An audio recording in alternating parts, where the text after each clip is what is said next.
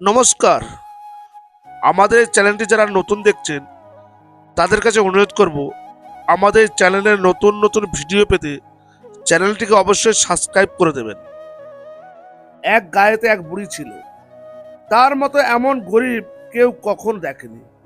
ভিক্ষা করে সে যে কটি চাল পেত, ভাত রেঁধে রাতের বেলা খেত, বাকিগুলি পরদিন সকালের জন্য জল দিয়ে রাখত।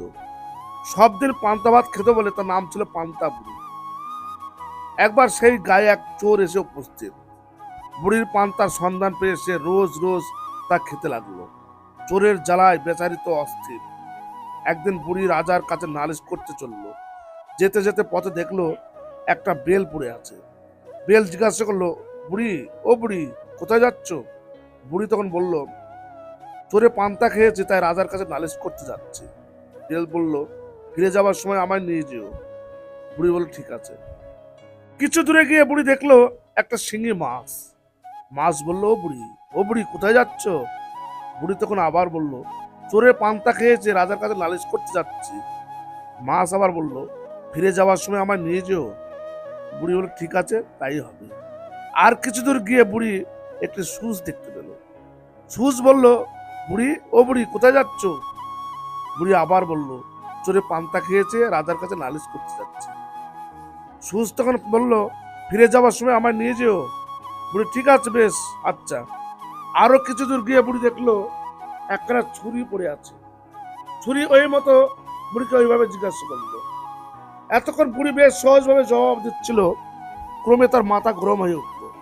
ছুরির কথার উত্তরে বিরক্ত হয়ে গেল এবং বলল, যেতাই যায় না, তোর তাতে কিরে? ছুরি তখন বলল, রাগ করে না বুড়ি, একটা কথা শোনো, ফিরে যাওয়ার সময় আমায় নিয়ে যেও। বুড়ি, ঠিক আছে, ঠিক আছে।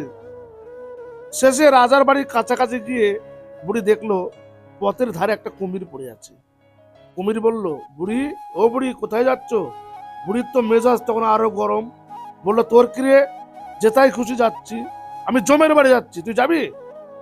কুমির তখন বললো, বাপ রে বাপ, একেবারে যে একদম বুড়ি আগুন।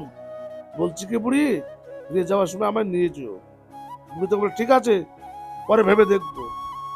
এরপর বুড়ি যখন রাজবাড়িতে পৌঁছালো তখন বেলা প্রায় শেষ হয়ে গিয়েছে। সেদিন রাজা গিয়েছিলেন শিকারে, কাজে বুড়ির আর নালিশ করা হলো না।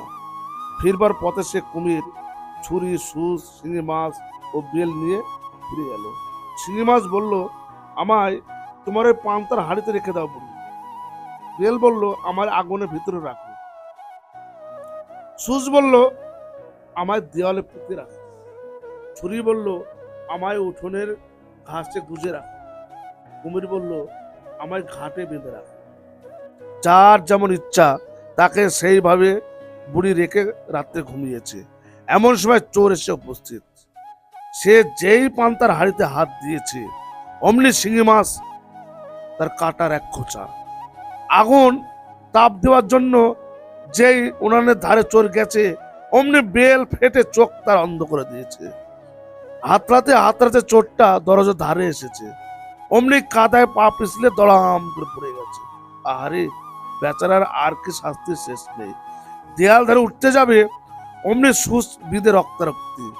উঠোন দিয়ে পালাবে চোরটি, অমনি ছুরিতে পা কেটে খান খান। ঘাটে নেমে হাত পা ধোবে, অমনি কুমিরে একেবারে মুখে সামনে।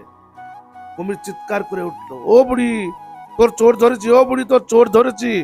কুমিরের চিৎকার, বাপরে, সে কি ভয়ানক! বাঘের ডাক লাগে কোথায়! বুড়ি তো ধরপার করে উঠে বসলো। তারপর লোকজন ডেকে চোরকে বেঁধে রাজার কাছে হাজির করলো। রাজা তাকে এমন শাস্তি দিলেন যে সে আর কি বলবো। আজ এই পর্যন্ত বন্ধুরা, আবার দেখা হবে পরবর্তী ভিডিওয়। নমস্কার।